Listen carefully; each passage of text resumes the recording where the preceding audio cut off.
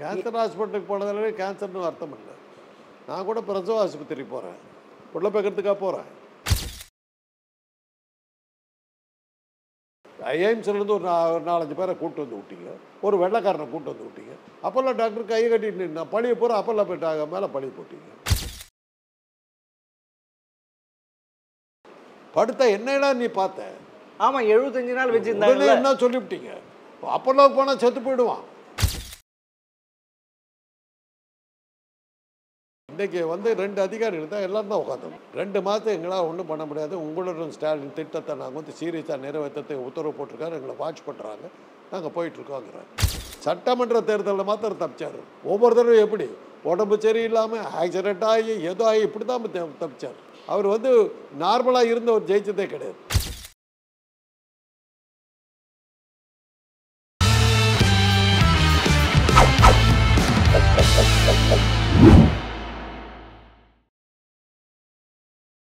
GeM TV நேயர்களுக்கு வணக்கம். அரசியல் ஆடுகள பகுதியில் அரசியல் விமர்சகர் டாக்டர் காந்தராஜ் அவர்கள் சந்திப்பு. வணக்கம் சார். என்ன சார், தமிழக முதல்வர் அப்போலோ போய் பார்த்துட்டாரு. சரி, என்னது பார்த்துட்டாரு? உங்கள்கிட்ட நீங்கள் ஒரு டாக்டரு, வயசாகுது, உடம்பு சரியில்லாமல் போய் படுத்துருக்காரு. அப்படியா? மனிதனுக்கு உடம்பு சரியில்லாமல் போகுமா? முதலமைச்சருங்கிறதுக்காக உடம்பு சரியில்லாமல் போகுமா? சொல்லுங்க பாருங்க. இல்லை, அவரும் மனுஷன் தானே. அவரும் மனுஷன் தானே. ஆமாம், அவ்வளோதான். இல்லை, வர ரிப்போர்ட்டு பார்த்தா என்ன ரிப்போர்ட்டு? ஃபஸ்ட்டு தேனாம்பேட்டில் போயிட்டு கேன்சர் ஹாஸ்பிட்டலில் போயிட்டு ஏதோ டெஸ்ட் பண்ணியிருக்காங்க, இப்போ ஆஞ்சியோ பண்ணியிருக்காங்க. அப்படின்னா ப்ராப்ளம். ஏன்னா அவர் பயங்கரமாக எக்ஸசைஸ் பாடி, சைக்கிள் ஓட்டி இங்கேருந்து மகாபலிபுரம் ஓடுவார், 21 கிலோமீட்டர் நடக்குவார். அப்படி இருக்க ஏன் இப்படி ஆச்சு? அப்படி எல்லாம் பண்ணால் கூட உடம்பு கெட்டு போகிறதுக்கு இதெல்லாம் ஒரு அடையாளம். அப்படி அவ்வளோதான். கேன்சர் ஹாஸ்பிட்டலுக்கு போனதாலே கேன்சர்னு அர்த்தம் இல்லை. நான் கூட பிரசவ ஆஸ்பத்திரி போகிறேன், புள்ள பார்க்கறதுக்காக போகிறேன். ஒரு செக்கப்புக்கு அங்கே சில இன்ஸ்ட்ருமெண்ட்ஸ் இருக்கும், அதுக்கு அங்கே போவோம். குறிப்பாக சொல்லணுன்னா ஹார்மோன் சம்மந்தமான பிரச்சனைகள் வந்ததுன்னா பெரிய பிரசவ ஆஸ்பத்திரிகளுக்கு போனீங்கன்னா அங்கே பெட்டராக பார்ப்பாங்க, நல்ல இன்ஸ்ட்ருமெண்ட்ஸ் இருக்கும். இப்போ இந்த அப்பல்லோவில் இருக்கிறத அப்பல்லோவினுடைய சப்சிடரி தான் அவர் போனது. ஆமாம், அதனுடைய கேன்சர் விங்குக்கு. ஆமாம் ஆமாம். இந்த வயசில் கேன்சருக்கான பாசிபிலிட்டி இருக்கலாம், ரூல் அவுட் பண்ணு பார்த்துடலாம், அவ்வளோதான். இல்லை, ஒரு சீஃப் மினிஸ்டருங்க நாளைக்கு என்ன சொல்லுவீங்க? ஒரு சீஃப் மினிஸ்டர் வந்தார், என்ன அப்பல்லோ ஹாஸ்பிட்டல் என்ன கிழிச்சது, இப்படி தானே ஜெயலலிதாவுக்கு சொல்லிவிட்டீங்க, அப்பல்லோ மேலே தானே படிய போட்டீங்க, அவங்கள வைத்தியம் பண்ண விட்டீங்களா நீங்கள்? அந்த அப்பல்லோ டாக்டருங்களை யாரை பார்க்க விட்டீங்க? ஐஎம்ஸ்லேருந்து ஒரு 4-5 பேரை கூப்பிட்டு வந்து விட்டீங்க, ஒரு வெள்ளைக்காரனை கூப்பிட்டு வந்து விட்டீங்க. அப்பல்லோ டாக்டர் கையை கட்டிட்டு நின்னா பழிய போகிற அப்பல்லோ போயிட்டாங்க மேலே பழிய போட்டீங்க. அதில் தானே அவங்க பயத்துக்க ஆரம்பிச்சிட்டாங்க, அரசியல்வாதி வானாடாட்டாங்க. அதுக்கு முன்னாடி எம்ஜிஆர் படுத்தாருங்க, அண்ணா படுத்தும் போது இது கிடையாது. எம்ஜிஆர் அங்கே அவங்க க்ளீனாக சொல்லிட்டாங்க, சார் இதை நாங்கள் ட்ரீட் பண்ண முடியும், ஒன்று கிடக்க ஒன்று ஏதாவது ஆச்சுன்னு. ஆஃப்டர் ஆல் நாங்களும் மனிதர்கள் தான், எங்கள் கையை மீறி போச்சுன்னு வச்சுங்க, அவருக்கு இருக்கிற ரசிகர் பட்டாளம் மக்கள் ஆதரவு வந்து ஆஸ்பத்திரி நிரூபித்து கொடுத்துருவார், தயவுசெய்து கூட்டு போயிட மாட்டாங்க. அண்ணாவுக்கு அதே தான். ஜிஹெச்சில் நமக்கு பண்ண முடியாதுன்னு அனுப்பலை, ஏதோ ஒரு தப்பு நடந்து ஒரு வெளியில் ஒரு வதந்தி வந்துடுச்சு, ஹாஸ்பிட்டல் நிரூபித்து கொடுத்துருவாங்க. வேண்டாம் சார், கூட்டிகிட்டு போடுங்க, அமெரிக்காவை கூட்டு போயிடுங்க, இந்த பக்கத்துலேயே நியர்பை ஊரில் கூட கொண்டு போகாத, டெல்லி கில்லி கூட கொண்டு போய் ஊரை விட்டு கொண்டு அப்படி தான் கூட்டு போகணும். நம்மளால் முடியாதுன்னு போகல. இது எதை இப்போ ஜெயலலிதாவுக்கு வந்து அப்போல்லாம் வந்து அவ்வளோ அப்போஸ் பண்ணாங்க, முற்றுங்க எங்களை அப்படின்னாங்க, மிரட்டி தான் அங்கே வச்சாங்க. கடைசியில் என்னாச்சு, எல்லாம் சேர்ந்து அப்போல்லாம் பேரை குட்டிச்சோறாக்குனாங்க. இதுக்கு அவங்க அப்போல்லாம் பார்க்கவே இல்லை, அவங்க அந்த மேலே பார்க்கவே இல்லை. இல்லை, அவர் நிறைய ஒர்க் பார்க்கறதுனால அதே மாதிரி ஆச்சா?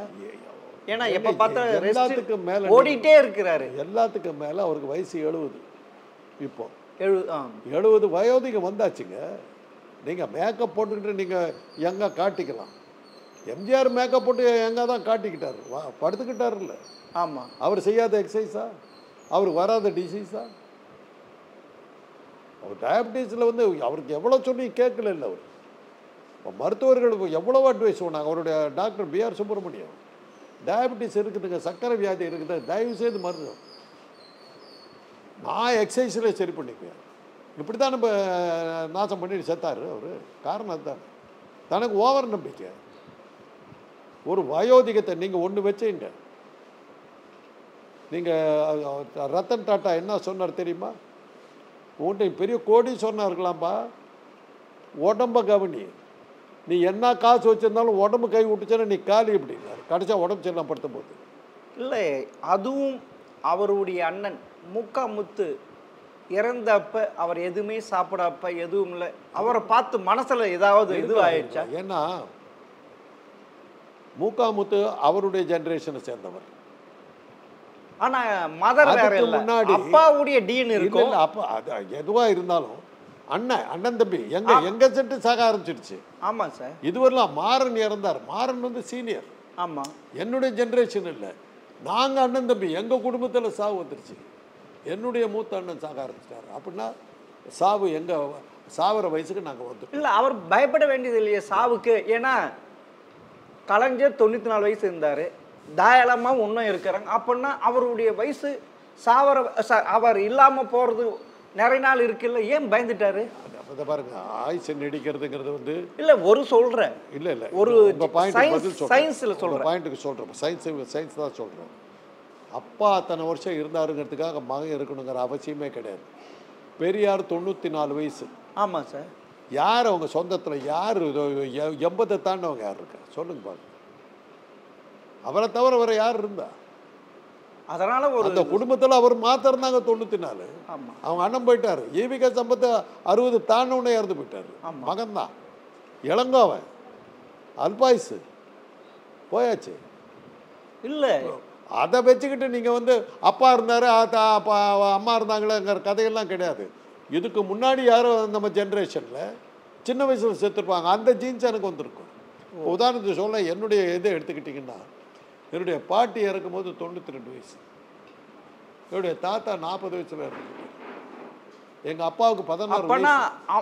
அம்மா கிட்ட இருந்து உங்களுக்கு ஜீன் வந்து அதே பாட்டி வரல. அப்பா டிஎன்ஏ இல்லை இல்லை, அப்பாவுடைய அம்மா ஜீன்ஸ் வந்துருச்சு. ஆமா, அப்பாவுடைய அப்பா ஜீன்ஸாக இருந்தால் எனக்கு அல்பாயுசில் போயிட்டு இருக்கோம். ஆமாம். இதில் என்ன வேடிக்கைன்னா, எங்கள் அப்பாவோட சேர்ந்து 2 சித்தப்பாக்கள் 3 பேர். அவங்க 3 பேரும் 60 தாண்டல.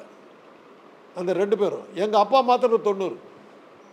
அவருக்கு அவங்க அம்மா ஜீன்ஸ் இல்லை, இவங்க 2 பேரும் அவங்க அப்பா ஜீன்ஸ். அதனால் எதுக்காக சொல்ல வர்றேன்னா, ஒரு இடத்துல வந்து ஒருத்தர் இருக்காங்கங்கிறதுக்காக இன்னொருத்தர் இருக்கணும். இப்போ என் குடும்பத்தில் நாங்கள் 4 அண்ணனுங்க, 7 பேர். நாங்கள் ஒரே ஒரு அண்ணனை தவிர மிச்சம் எல்லாருமே 80 கிராஸ் பண்ணிட்டோம். 80 கிராஸ். அல்ல அம்மாவுடைய ஜீன், அப்பாவுடைய ஜீன்ஸ், அப்பாவுடைய ஜீன். அப்பா அப்படியே எல்லாரும் 80 கிராஸ் பண்ணோம். 6 பேர் 80 கிராஸ் பண்ணிட்டோம். அதில் என்னன்னா, அல்பாயுசில் போயிடுவான்னு எதிர்பார்த்து இந்த காந்தராஜ் மாத்திரம் இருந்துக்கிட்டே இருக்கான். போகிற போக்கு பார்த்தா நான் அடுத்த வருஷம் என்னுடைய ஆயுசை வந்து சித்தர் குப்தா நல்லா எழுதி வச்சிருக்காரு உங்கள் மண்டையில். ஆனால் என்னுடைய ஜாதகம் இருக்குது, ஓலைச்சோடியில் இருக்கும், 63 வயசு தான் போட்டிருக்கு. அப்படி இப்போ 20 வருஷம் எக்ஸ்ட்ராவாக ஓடிக்கிட்டு இருக்கு. இல்லை, எனக்கு ஒரு சந்தேகம். மூக்கா முத்துவை அவங்க அப்பா சரியாக வளர்க்கலன்ட்டு அதே மாதிரி ஆகிப்போச்சு இதுன்ட்டு. அதேமாரி தம் பையன் உதயநிதியை நம்ம நாஸ்தி பண்ணிட்டோம்ட்டு ஒரு கவலை வந்துடுச்சா? இருக்கலாம், அது அவங்கள கேட்டால் தான் தெரியும். இல்லை இல்லை, நான் எதுக்கு தெரியுமா, மூக்கா முத்து விருப்பம் இல்லாத நடிப்பு அது இதுன்னு சொல்லி வந்து ஈர்த்து வந்து விட்டார் கருணாநிதி.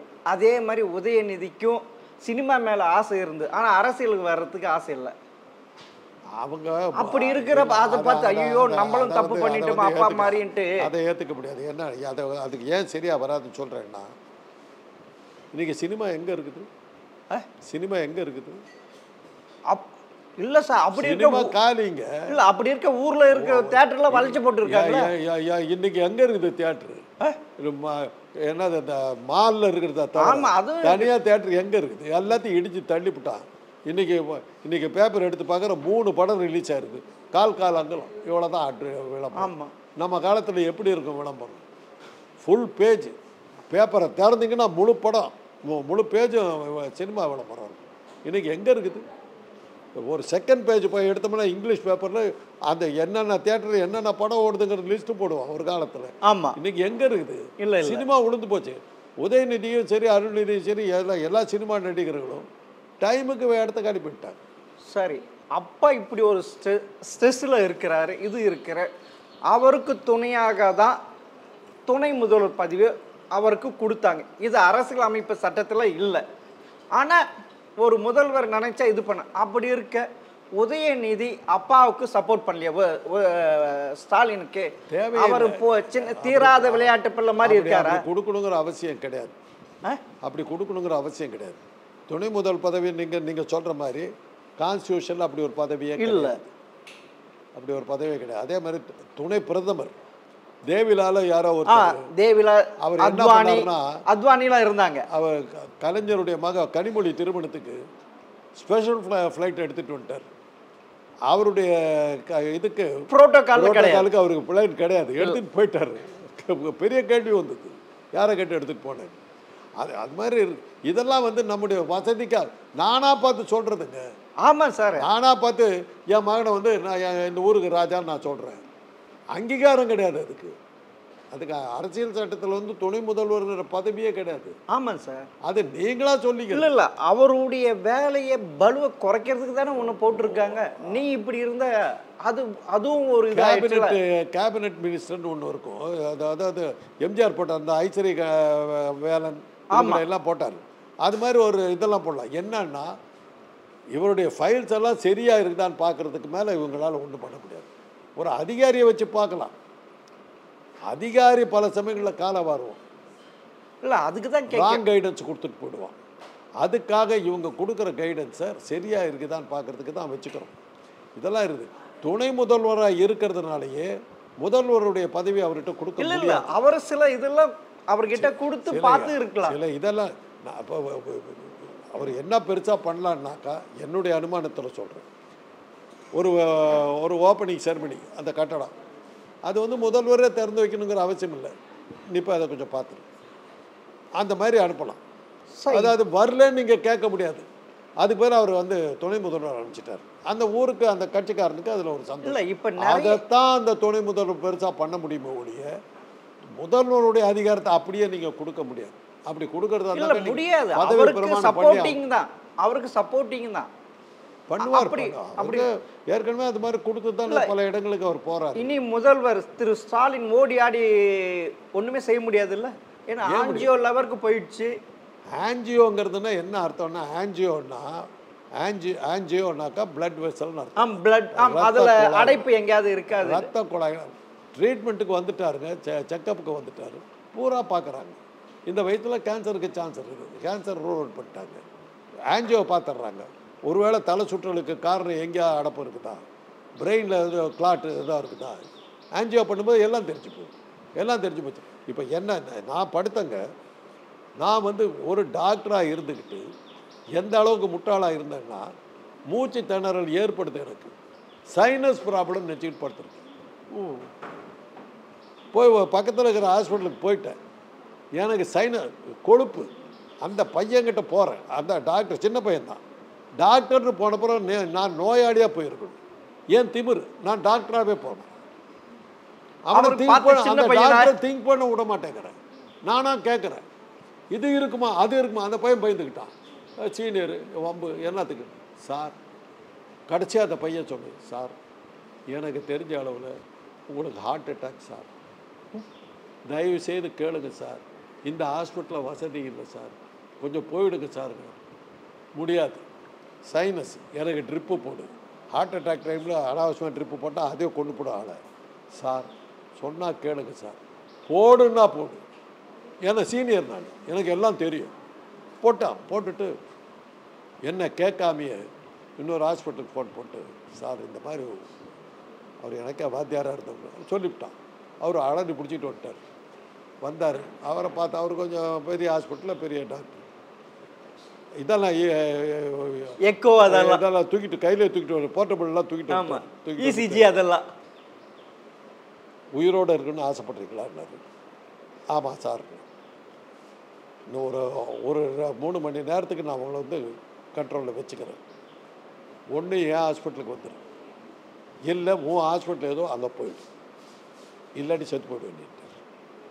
அப்புறம் நான் என் ஹாஸ்பிட்டலுக்கு போயிட்டேன். அங்கே போனால் உள்ளே போய் இறங்குறேன், காரை விட்டு இறங்குறேன். 2 பேர் வந்தால் ஸ்ட்ரெச்சரில் தூக்கி போட்டு அதை கொண்டு போய் இன்டென்சிவ் கேரில் கொண்டு போய் படிக்க போட்டு அள்ளி போட்டாங்க, உங்களை அள்ளி போட்டு போயிட்டாங்க. ஐசிக்கு என்ன கேள்வி கேட்டாங்கன்னா, எப்படி உயிரோடு இருக்கு? ஒரு சிஸ்டம் பாக்கி இல்லாமல் எல்லாமே ரிப்பேர். உங்களுடைய உடம்புல அந்த அதுதான் உயிரோடு இருக்கணுங்கிறது வில் பவரில் உயிரோடு இருந்திருக்கேன். அதுதான். அப்புறம் வந்து பெரிய ஆஸ்பத்திரிக்கு மாற்றிட்ட உடனே அது அவங்க வந்து சொல்லிட்டாங்க, செத்து போயிடுவேன்ட்டாங்க. அப்போ என்னுடைய உறவுக்காரர்கள்லாம் சேர்ந்து இன்னொரு டாக்டர்கிட்ட, டாக்டர் பாஷிங்கிறவர்கிட்ட அனுப்பிச்சாங்க. செக்கப் அனுப்புகிறாரு. டாப்லர் வச்சு இங்கே செக் பண்ணுறாங்க. சார் மூளைக்கு போகிற ரத்த குழாய் ஒர்க் பண்ணல சார். எது தொட்டாலும் சார் கையில் இருக்கிறது ஒர்க் பண்ணல சார். இது நான் கேட்டேன், யோ நான் ஆவி ரூபத்தில் இருக்கிறேன்னா உயிரோடு இருக்கேன், அதை சொல்லு முதல்ல. இந்த அளவுக்கு போச்சு. அதுக்கப்புறம் என் மகனை கூப்பிட்டு அவர் சொல்கிறாரு, டாக்டர் பாஷி பைபாஸ் பண்ணி ஆகும், எல்லா பிளட் வெசலும் டேமேஜ், எல்லா பிளட் வெசல் ட்ரை பண்ணுறேன், முயற்சிக்கிறேன், பொழைச்சிக்கிட்டு அவரை கூட்டிகிட்டு போ, இல்லாட்டி பாடி எடுத்துகிட்டு போ, ஓகேன்னா சொல்லுன்னு. நான் உடனே நம்ம தான் வாயை மூடிட்டு இருந்தால் அப்புறம் காத்தராஜுக்கு அர்த்தம் என்ன, 1000 விளக்கங்கள்லாம் ஆரம்பிச்சேன். வாயை மூடு நான் என் பையன், அவர் சொல்கிறதுக்கு உன் வேலையை பார், நாங்கள் எடுக்கிற முடிவு கட்டுப்படுறது. 75 வயசு ஆகிப்போச்சு, அதெல்லாம் பேசாத பண்ணாங்க. 7 வருஷம் ஆச்சு, உயிரோடு இருக்கு. இல்லை என்ன சொல்ல வர்றேன்னா, ஆன்ஜியோ பண்ண முடியாத அளவில் இருக்கிறேன் நான். பிளட் வெசலில் அந்த அந்த அந்த டியூபை விட்டிங்கன்னா செத்து போயிடுவேன். அந்த அந்த ஹாஸ்பிட்டலில் அவர் பாவம் மதன்ற டாக்டரு, சார் பண்ண முடியாது, பண்ணுறீங்களா இல்லையா? என் சாவை தேடி அவ்வளோ வேகமாக போகிறேன் நான், உயிரோடு இருக்கணும்னு தலையெழுத்து இருக்குது. அதனால தான் இப்போ அவர் போயிருக்காரு, ஒரு முதலமைச்சர் எல்லாம் செக்கப் பண்ணு. இப்போ எம்ஜிஆர் வந்து படுத்த போது டயபிட்டிஸில் ப்ராப்ளத்தில் வந்து படுக்கிறாரு. கொஞ்சம் ஒரு ஒழுங்காக நம்ம பார்த்துருந்தோம்னா அவர் குரல் போயிருக்காரு, பேச முடியாமல் போச்சு இல்லை, அது போயிருக்காது, கிட்னி டேமேஜ் வந்திருக்காது. இவங்க பயந்துக்கிட்டாங்க, டிலே பண்ணாங்க. டிலே பண்ணதில் கிட்னி 2 டேமேஜ் ஆகிடுச்சு. அந்த மாதிரி எந்த பிரச்சனையும் வரக்கூடாதுங்கிறதுக்கு தான் விஐபி எல்லாம் வந்தால் உடனே அதை ரூல் அவுட் பண்ணிடுவாங்க. நாளைக்கு நீங்கள் அவர் தான் இப்போ ஜெயலலிதா மேலே என்ன படியை போட்டீங்க? படுத்த என்னடா நீ பார்த்த? ஆமாம், 75 நாள் வச்சுருந்தாங்க. என்ன சொல்லிவிட்டீங்க? அப்போல்லாம் போனால் செத்து போயிடுவான். மரியாதையை போச்சு இல்லை, மான மரியாதையை போச்சு இல்லை, உலகம் போலாது வந்து பேசிட்டு வர்றான். ஒரு ஜெயலலிதாவோட அந்த மரியாதையை போச்சு இல்லை. அதுக்கு பயந்து தான் திரு கருணாநிதி காவேரி ஹாஸ்பிட்டலுக்கு போனாரு. அது காவேரி அதுக்கு தான் இன்னும் அப்போலோ ராசி இல்லாத ஹாஸ்பிட்டல், இவர் மாத்திரம் எப்படி போனாரு? அப்போலோவுக்கு போனது அது காரணம் இல்லை, காவேரி வந்து அவங்களுடைய ஹாஸ்பிட்டல், அதனால போனாரா? கருணாநிதி மாறனுடைய ஹாஸ்பிட்டல். அப்பனா இவரும் போயிருக்கலாமே. அங்கே ஒரு சென்டிமெண்ட் ஒன்று வரும் தெரியுமில்ல? ஆமாம், அங்கே போய் தான் அவர் இறந்தார். ஓ, அதனால அந்த சென்டிமெண்ட், அந்த சென்டிமெண்ட்ல இங்கே வந்துட்டாரு. இப்போ இங்கே ஜெயலலிதா இன்னொரு ஒரு எக்ஸாம்பிள் ஒன்று சொல்கிறேன் கேளுங்க. இன்னொரு ஒரு சின்ன எக்ஸாம்பிள். அண்ணாவுக்கு உடம்பு சரியில்லாமல் போன போது அண்ணாவோட 2 பேர் போகணும்னு முடிவெடுத்தாங்க. எல்லாரும் சேர்ந்து முடிவெடுத்தது ராஜாராம் கூட போகட்டும். ஏன்னா பெரியார் கூட போனவர். பெரியார் வந்து பர்மாவுக்கெல்லாம் போன போது ராஜாராம் கூட இருந்தால் தான் உதவியாகவும் இருப்பான், டாக்டர் மாதிரி ஹெல்ப்பும் பண்ணுவான். ஏன்னா பெரியார் கூட போகும்போது அவருக்கு யூரினரி இன்ஃபெக்ஷன் போது யூரின் பாட்டிலாம் வச்சு எங்கள் அண்ணா அவருக்கு ஒரு நர்ஸ் மாதிரி இருக்கும். அதுதான் பெரியார் சொன்னதில் தன்னுடைய ஸ்டேட்டஸ். அண்ணாவுக்கு காலில் ஷூ மாட்ட முடியல அமெரிக்காவில் இருக்கும்போது. எங்கள் அண்ணன் வந்து அந்த ஷூவை மாட்டி போடுறாரு. அண்ணா அழுவ ஆரம்பிச்சிட்டார். அவர் கையில் தண்ணி உழுவுது. எப்படி பார்க்குறாரு, அழுதுகிட்டு இருக்காரு. ஏங்க நான் என்ன பண்ணிட்டேங்க, எவ்வளோ பெரிய எடுத்து பையன் ஷூ போடுறேன், அந்த அளவுக்கு எங்கள் அண்ணன் இருந்தார். அதனால தான் அண்ணாவுக்கு உடம்பு சரியில்லாத போது கலைஞர்லேருந்து அத்தனை பேர் யூனிஃபார்மாக ராஜாராம் கூட போட்டுருந்தாங்க. ஏதோ காரணத்துக்காக செடியையும் சேர்த்துனாங்க. 2 பேரும் சேர்ந்து கூட போனாங்க. போனால் அண்ணா இறந்துட்டார். சென்டிமெண்ட். எம்ஜிஆர் உடம்பு சரியில்லாமல் படுத்த போது ராஜாராம் போட்டுங்கிறது தான் ஃபஸ்ட்டு சாய்ஸு. உடனே என்ன சொன்னாங்க, அண்ணா கூட போனார், இறந்து போயிட்டார். சென்டிமெண்ட் வேண்டாம். இதெல்லாம் இருக்கும். சரி, நீங்கள் 1000 பகுத்தறிவு பேசினாலும் இதெல்லாம் வரும்போது அதெல்லாம் மறந்துடும். அதெல்லாம் சார் இப்போ வந்து இவ்வளோ இருக்கிறப்ப திரு ஸ்டாலின் அவர்கள் முன்ன போல 20 கிலோமீட்டரு ரோட் ஷோலாம் பண்ண முடியுமா? ஏன் முடியாது? அதுக்காக தானே இப்போ பார்த்துக்கிறாரு. இப்போ செக்கப் பண்ணுறாங்க, செக்கப் பண்ணி பார்த்துக்கிட்டு வராங்க, ஒன்றுமே இல்லைன்னு வந்துக்கிட்டே இருக்குது. ஆஞ்சியோ பண்ணாங்க, ஆஞ்சியோ இஸ் நார்மல், ஒன்றுமே இல்லை. அது இது கேன்சர் இன்ஸ்டியூட் போனால் ஒன்றுமே இல்லை. இப்போ அவருக்கு தெம்பு வந்துடுது, ஒன்றுமே இல்லை. அதுவே வந்து உங்களுக்கு வந்து ஒரு பூஸ்ட், ஒரு செல்ஃப் கான்ஃபிடென்ஸ். நம்மளுக்கு ஏதோ டிசீஸ் இருந்துச்சு, ஒன்றுமே இல்லை, செக் பண்ணி பார்த்தாச்சு, அப்சல்யூட் ப்ரூஃப் கையில் இருக்குது, உங்களுக்கு ஆரோக்கியத்துக்கு அத்தாச்சு கொடுத்தாச்சு. இருந்த ஒரு வேளை டிசீஸ் இருந்து கண்டுபிடிக்காமல் விட்டுருந்தா கூட டாக்டர் தான் சொல்லியிருக்காரு, தைரியம் வரும்.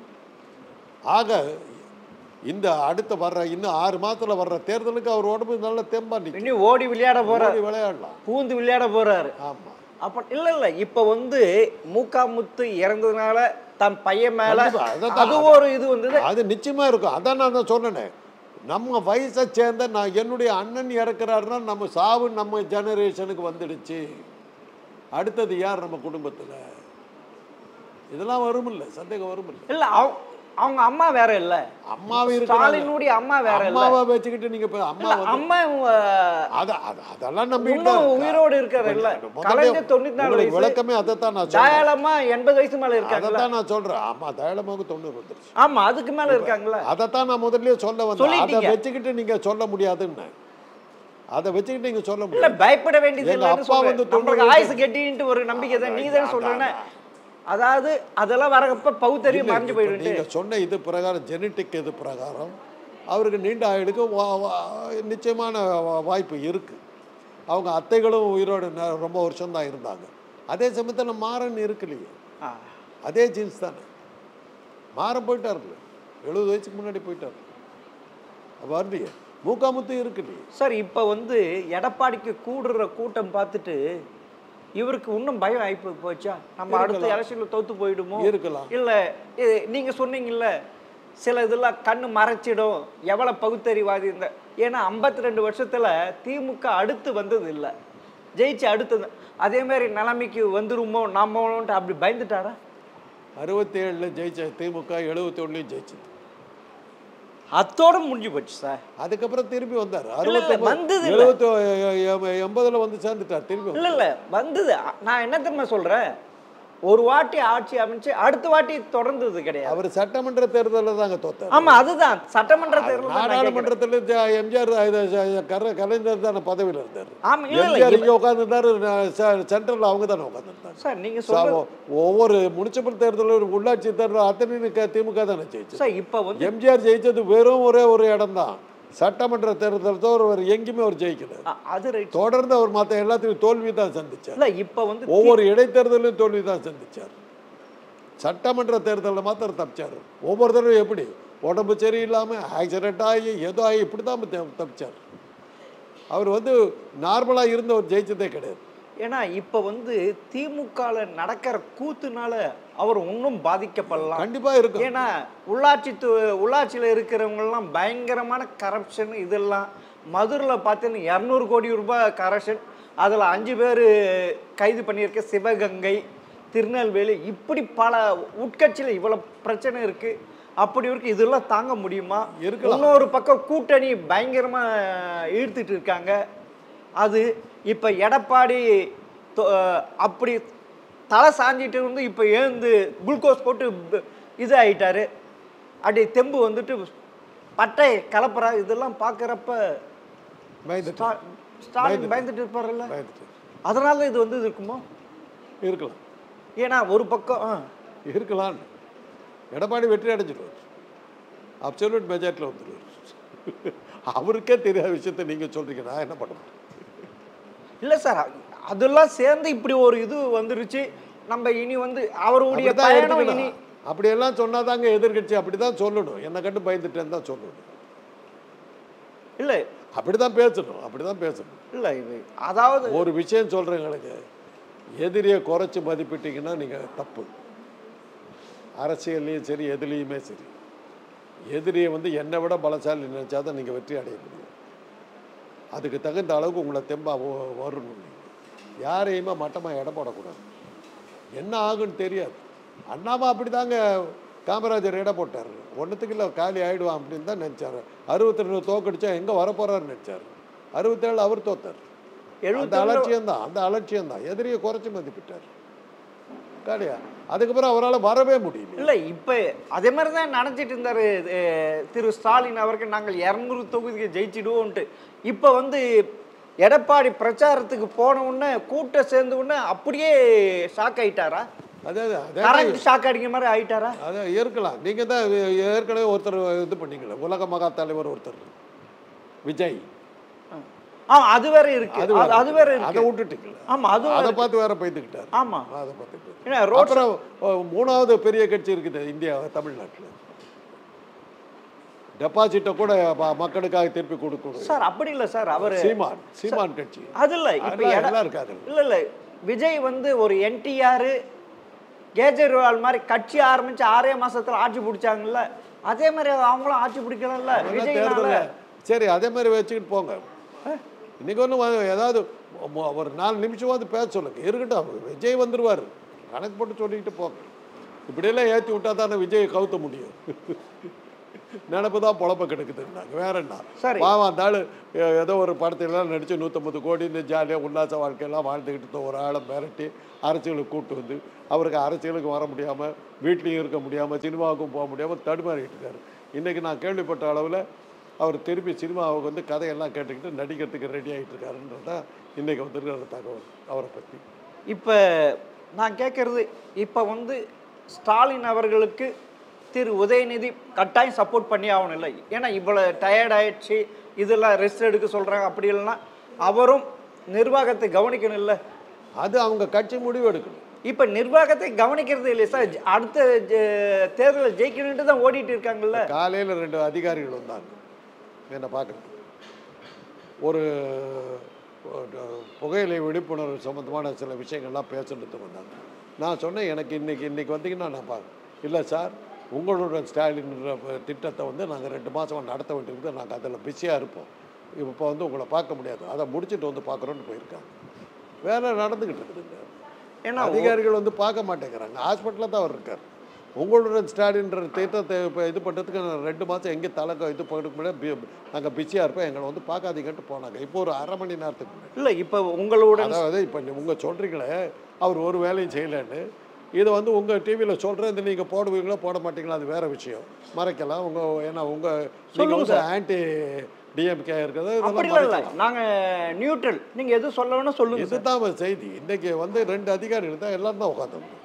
2 மாதம் எங்களால் ஒன்றும் பண்ண முடியாது, உங்களோட ஸ்டாலின் திட்டத்தை நாங்கள் வந்து சீரியஸாக நிறைவேற்றத்துக்கு உத்தரவு போட்டிருக்காரு, எங்களை வாட்ச் பண்ணுறாங்க, நாங்கள் போயிட்டுருக்கோங்கிறாங்க. ஒரு வேலையும் நடக்கலை, நீங்கள் சொல்லிக்கிட்டு இருக்கீங்க. இல்லை இல்லை, கட்சி அப்படிதான். உங்களோட ஸ்டாலின் அதெல்லாம் சார் அவங்க டிபார்ட்மெண்ட்டில் மனு வாங்கி அது கொடுக்க வேண்டியது, அந்த உத்தரவு தாங்க போட முடியும். தளபதிங்கிறவன் அந்த இடத்துல வந்து பேரிங் வச்சுக்கிட்டு இருக்கான், அந்த இடத்துல போராட்டத்தை நடத்து, அங்கே வந்தால் பவர்ஃபுல்லாக இருக்கான், முதல்ல அங்கே அடிப்பான். ஸ்ட்ராட்டஜி ஒர்க் அவுட் பண்ணுறவங்க தான் தளபதி. செகண்ட் வேர்ல்டு வாரில் பேட்டன்ற ஒரு தளபதி, அமெரிக்க தளபதி, அவன் தான் ஹிட்லரை வீழ்த்தியதற்கு முக்கிய காரணம் அவன் தான். ஹிட்லருக்கு சொல்கிறாங்க, பேட்டன் வந்து கொஞ்சம் வரலாறு படிக்கிறதுல இன்ட்ரெஸ்ட் உள்ளவன். அது சம்மந்தமான இடங்களுக்கெல்லாம் போகிறது, அந்த ஹிஸ்டாரிக்கல் பிளேசஸுக்கெல்லாம் போகிறதுல நாட்டம் காட்டும், அதை பாதுகாக்கணுங்கிறத நாட்டம் காட்டுற வீக்னஸ் அவனுக்கு உண்டு. ஹிட்லர்கிட்ட சொல்கிறாங்க, அவன் இத்தாலிக்கிட்ட வர்றான் படையெடுத்துக்கிட்டு, அவன் இத்தாலியை இது பண்ணுறதை விட அவன் சிசிலிக்கு போவான் அப்படிங்கிறாங்க. சிசிலி வந்து வரலாற்று புகழ்மிக்க பிரதேசம். அவன் அதை பாதுகாக்கிறதுக்கு போவான ஒழிய ரோமுக்கு வரதை விட அங்கே தான் போவான்னு அவனை ஹிட்லருக்கு சொல்கிறாங்க. ஹிட்லர் 1000 காரணம் சொல்கிறான், ரோம் அதை விட பெருசு அப்படின்றான். ரோமை பாதுகாக்கிறதுக்கு ஹிட்லர் போகிறான், அவன் சிசிலிக்கு தான் போகிறான். தோற்றதுக்கு அது ஒரு காரணம், ஸ்ட்ராட்டஜி ஒர்க் அவுட் பண்ணுறது. தளபதி சொல்கிறான், தலைவன் கேட்கல. இதெல்லாம் வந்து இப்போ வந்து அரசியலில் என்னன்னா, மந்திரிகள் என்ன சொல்கிறோம், இதை பாருப்பா, இங்கே ஒரு பெரிய பள்ளம் இருக்குது, அது ஏரியா மாற்ற முடியுமா அப்படின்னு அதிகாரிகிட்ட கேட்போம். அதிகாரி என்ன சொல்லுவாங்க, நான் உங்களுக்கு இருக்கிற அனுபவம் படிப்பு கிடிப்பெல்லாம் வச்சுக்கிட்டு மாற்றலாங்க, இல்லைங்க இதெல்லாம் இப்படி மாற்றினீங்கன்னா இந்த ப்ராப்ளம் வரும், இதெல்லாம் சொல்லி வேணுமா வேணாமாங்கிறத அவங்க சொல்லுவாங்க. சொல்கிறது ரைட்டாகவும் இருக்கலாம், தப்பாகவும் இருக்கும். காங்கிரஸ் தோற்றதுக்கு என்ன காரணம், 67 டிஸ்ட்ரிபியூஷன் சிஸ்டம், அரிசி பப்ளிக் டிஸ்ட்ரிபியூஷன் சிஸ்டம் அப்சல்யூட்டாக காலவரி விட்டாங்க. ஒரு படிக்கு ₹1 3 படி அரிசி. அது அண்ணா அதை வச்சு தான் இதை சொன்னார். ஏன் சொன்னாருன்னா, காங்கிரஸ் தோத்ததுக்கு முக்கிய காரணம் ரேஷன் கடை இருக்குதுங்க. இங்கே 10 அடியில் வந்து இன்னொரு இடம் இருக்குது. ரேஷன் கடையில் ரைஸ் நோ ஸ்டாக், 10 அடியில் பிளாட்ஃபார்மில் போட்டு ரைஸ் விற்றுக்கிட்டு இருக்காங்க. ஃபோட்டோ எடுத்து போடுறாங்க, பிளாக்ல ஓப்பனாக விற்கிறாங்க. அரிசி நோ ஸ்டாக்கு ரேஷன் கடையில், அரசாங்கத்து கடையில். பக்கத்தில் குவியலாக கூச்சிட்டு விற்றுக்கிட்டு இருக்காங்க. மெயில் பத்திரிகையில் ஃபோட்டோ போட்டோம். இந்த சிறு அட்மினிஸ்ட்ரேஷன் எல்லாம் கவனிக்காமல் இருக்கிறதுனால தான் காங்கிரஸ் தோத்துச்சு. ஸோ அதே மாதிரி தானே இப்போ இருக்கிற ஸ்டாலினுடைய ஆட்சியில் தன்னுடைய அரசாங்கத்தில் இருக்குள்ள டிபார்ட்மெண்ட் எல்லாம் சரியாக கவனிக்காமல் போனதுன்னா இப்போ உங்களுடைய ஸ்டாலின் வீடு தேடி வரும் அரசுன்ட்டு அப்படின்ட்டு கொண்டு வந்திருக்காரு. ஆமாம், அந்த காங்கிரஸ் விழுந்ததை மைண்டில் வச்சுக்கிட்டு தான் நீ வர்றதை விட நானே போகிறேன்னு போடுறாரு. அவரே வீட்டுகளுக்கு போடுறாரு, அவரே வீடுகளுக்கு போகிறார். இது இன்னைக்கு வந்து காங்கிரஸ் அன்னைக்கு 67 விழுந்த காங்கிரஸ் எந்திரிக்கலையே. அதுதான் இப்போ ஞானோதயம் பிறந்திருக்கு. இதெல்லாம் அனுபவம். இப்போ என்ன எடுத்துங்க, அதிகாரிகளுக்கெல்லாம் வேலை பார்த்தேன். நான் டாக்டர், அதிகாரிகள்கிட்ட இருக்க வேண்டிய அவசியமே கிடையாது. எங்கள் தலையெடுத்து நான் ஒரு இதில் இடத்த சொல்ல விரும்பலை. அந்த அந்த துறையில் வெளிநாட்டு பயணமும் பத்திரிகை விளம்பரமும் அதிகம். அந்த துறையில் எய்ட்ஸ் கண்ட்ரோல். அப்போ பெருசு அதிகார வர்க்கம் சும்மா இருக்குமா? கண் அப்படியே டாக்டருங்களாம் வெளிநாட்டுக்கு போவோம் விடாது. இந்தியாவிலேயே எய்ட்ஸ் கட்டுப்பாட்டுக்கு அதிகார வர்க்கம் வந்து உக்காந்தது தமிழ்நாட்டில் மாத்திரமே. இந்தியா முழுக்க டாக்டர்கிட்ட இருக்கு. சென்ட்ரல் கவர்மெண்ட்டு கேட்குறாங்க, ஏன்னா டாக்டர் பார்க்குற விஷயத்தில் ஒரு IAS அதிகாரி ஏன் போட்டது? இன்ஃப்ளூயன்ஸ் பண்ணி வாங்கிட்டோம், உக்காந்துட்டேன். அப்புறம் அந்த மாதிரி தெரிஞ்சுது, இன்டர்வியூர் பண்ணுறாங்கன்னு தெரிஞ்சுது. என் மூலமாக தான் தெரிஞ்சுது. ஏன்னா எனக்கு நடந்த சில விஷயங்கள் அந்த அம்மாவுக்கு போய் சேர்ந்தது. காந்தராஜ் அவங்க யூஸ் பண்ணுறதே இல்லை போட்டிருக்கேன்னு கேட்டிருக்காங்க. அதுக்கப்புறம் தான் அந்த அம்மா, பட் லேட்டு ரொம்ப லேட்டு. மந்திரிகளால் என்ன பண்ண முடியும்? அவங்கக்கிட்ட பட்ட அவஸ்தை இப்படி தான் அவஸ்தைப்பட்டவன் கிடையாது. சிக்கல் வருமா காண போயிடுவானுங்க. ஃபாரின் ட்ரிப்பு, டோக்கியோவில் ஒரு கான்ஃபரன்ஸுங்க, செக்ஷுவலி டிரான்ஸ்மிட்டட் டிசீஸ் கான்ஃபரன்ஸ். நான் அதனுடைய சீஃப். எனக்கு இன்விடேஷன் வருது. அவரை அனுப்ப வேணாம், அதிகார வர்க்கம் முடிவெடுக்குது. அவங்க அனுமதி இல்லாமல் நான் போக முடியாது. என்ன சொல்கிறாங்க, காரணம் என்ன தெரியுமா? காந்தராஜ் நிறையா ஃபாரின் கண்ட்ரி பார்த்துருக்காரு. கான்ஃபரன்ஸுக்கு போகிறேன், இவன் சுற்றுலான்னு நினச்சிக்கிறான்.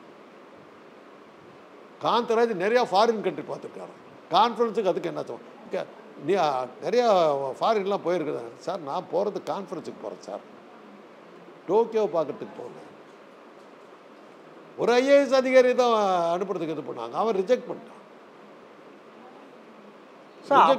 அவன் அந்த கான்ஃபரன்ஸ்காரன் வந்து எனக்கு ஃபோன் போட்டு கேட்குறான், இந்த IASனால் என்னன்னு கேட்டான். அது எங்கள் ஊரில் ஒரு சிஸ்டம், அது உலகத்துலேயே எங்கேயும் இல்லாத சிஸ்டம். அது தெரியுமா உங்களுக்கு? இந்தியா உள்ள தான் நீங்கள் டைரெக்டாக வந்து ஸ்கூல் முடிச்சுட்டு BA BH முடிச்சுட்டு ஒரு IAS முடிச்சுட்டுங்கன்னா 10-20 வருஷமாக இருக்கிற ஆஃபீஸருக்கு மேலே வந்து உட்காந்துக்கலாம். அந்த சீனியர் ஆஃபீஸரை ஒரு 20 வருஷமாக வேலை பார்த்த ஒரு சீனியர் ஆஃபீஸருக்கு மேலே நேற்று படித்து இப்போ இந்த டைட்டில் வாங்கிட்டு வந்தால் வந்து பெரிய ஆஃபீஸராக உட்காந்துட்டு உத்தரவு போட்டுக்கிட்டு. இந்த கூத்து இந்த ஒரு இடத்துல தான். இந்த இப்பயும் இந்த திமுக ஆட்சி, ஸ்டாலின் ஆட்சி, அதிகாரம் வர்க்கம் தானே இந்த கவர்மெண்ட்டை ரன் பண்ணுது. போலீஸ் துறையும் அதுதான் இது பண்ண. அதே மாதிரி அப்படின்னா 91 96 ஜெயலலிதா ஆட்சி நடைபெற்ற மாதிரி இப்போ நடைபெறுது. அப்போனா 2006 ஜெயலலிதா மாதிரி ஸ்டாலின் தோத்து விடுவாங்கன்றீங்களா? ஆமாம், அப்படி நடந்தால் ஜெயலலிதா கதி தான் நடக்கும். அது அந்த கதி தான் நடக்கும். யாருக்குமே அதுதான் உண்டு. உங்களை கவுத்துறதே யாரு? காமராஜரை கவுத்துறது யாரு? அதிகாரிகள். அதே மாதிரி இப்போ நீங்கள் அதிகாரிகிட்ட சரியா இல்லைன்னா 10 நிமிஷத்தில் உங்களை அட்ரஸ் இல்லாமல் காலி சார். நீங்கள் இப்போ நான் இப்போ ஒன்று என்ன தெரியுமா தெரிஞ்சுக்கிட்டேன், 2026 சட்டமன்ற தேர்தலில் ஸ்டாலினுக்கு மிகப்பெரிய கண்டம் இருக்கிறது. அது அரசாங்க அதிகாரிகளால் அவர் தோற்று போவதற்கு வாய்ப்பு இருக்குன்றீங்க. பார்க்கலாம் சார், பொறுத்து பார்க்கலாம். ஜெம் டிவிக்காகவும் பொன்னான நேரத்தை வரைக்கும் மிக்க நன்றி சார்.